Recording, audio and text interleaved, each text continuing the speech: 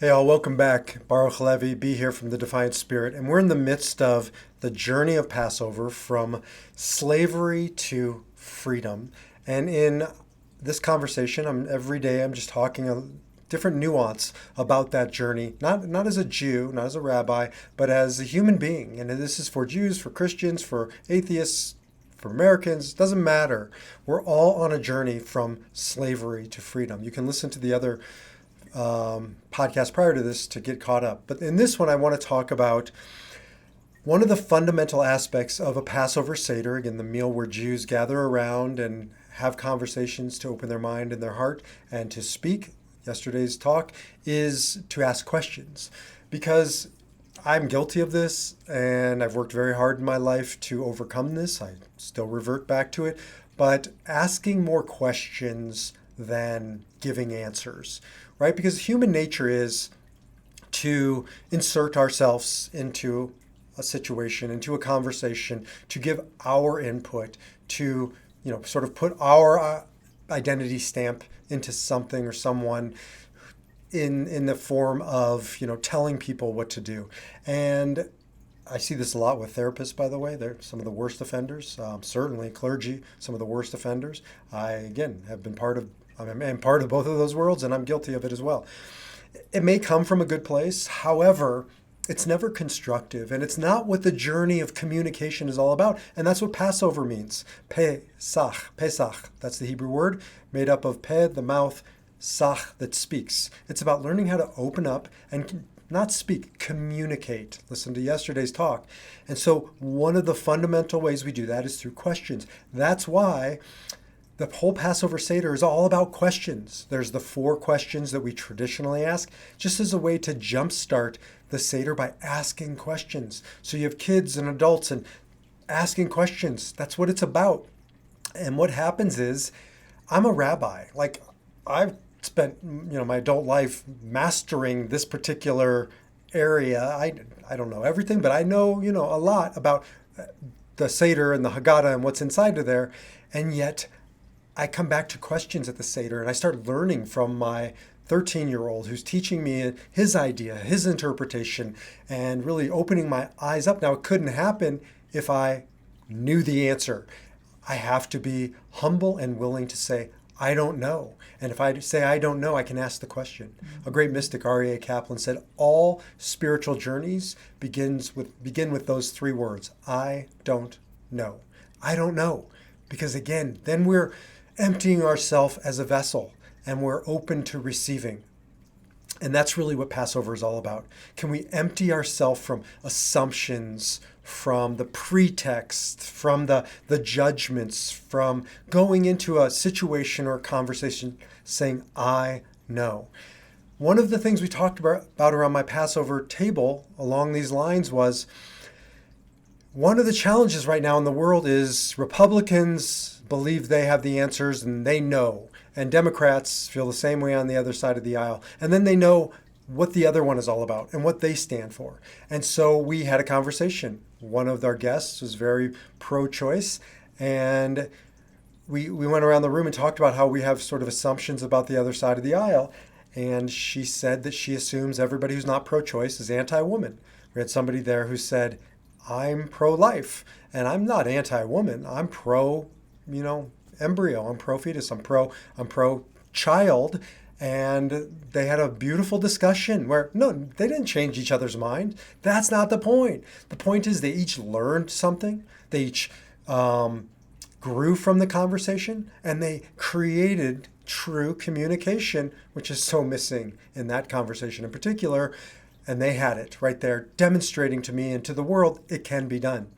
The other piece of it is, we go into these conversations with an I know attitude because we're scared.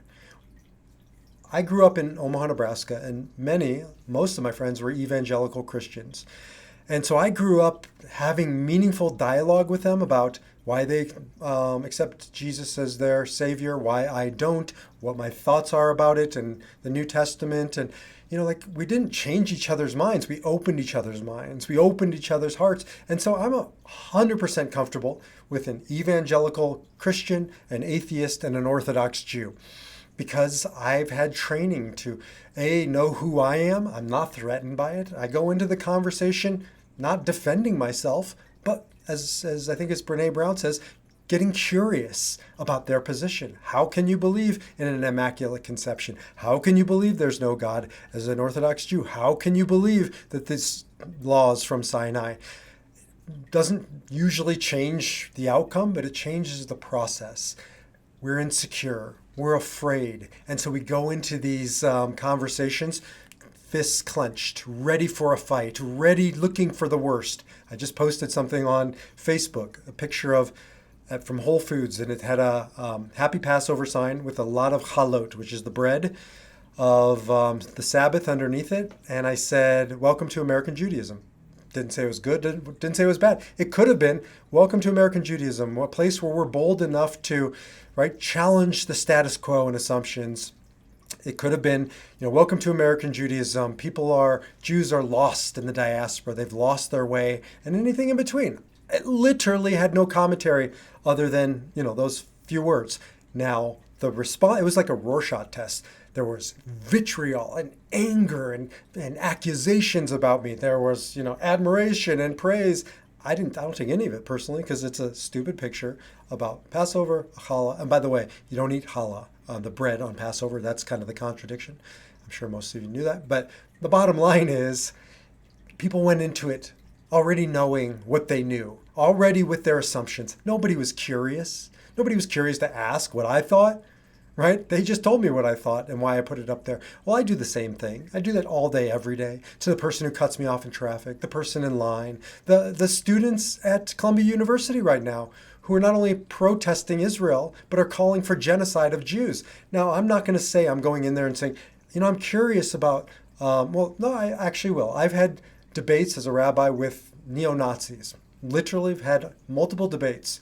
And I get curious about it. Now, the outcome can't be, okay, well, that was interesting. You go your way and I go my way and we agree to disagree. I'm going to fight like hell to change your mind, or at the very least to make sure you don't do anything about it, or if you do something about it, to hold you accountable and get you locked up. I feel the same way about students at Columbia who are now part of this call for Jewish genocide, but I still want to be curious. I want to know where they're coming from. I want to know what they're really thinking, what they know, what they don't know.